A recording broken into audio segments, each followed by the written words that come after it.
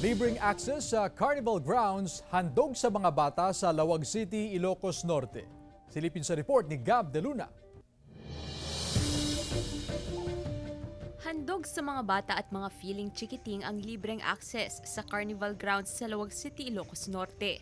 Napalibutan ng iba't ibang makukulay na rides at games ang Carnival. Ayon sa operations manager ng Carnival, may mga idadagdag pa na rides at booth habang papalapit ang kapistahan ng syudad. Bata matanda, ma'am, libre pa hanggang 15. Pagkatapos ng 15, may bayad na, may entrance fee na. Araw-araw, ma'am, pinapacheck ko lahat. Mga rides bago mag-operate yan. Pinapacheck para sa safety natin. Kasi mga bata yung mga sumasakay. Nagsagawa ng inspeksyon ng CDRRMO para sa kaligtasan ng mga papasok sa Carnival at sasakay sa mga ride. Safe naman yung peryahan natin.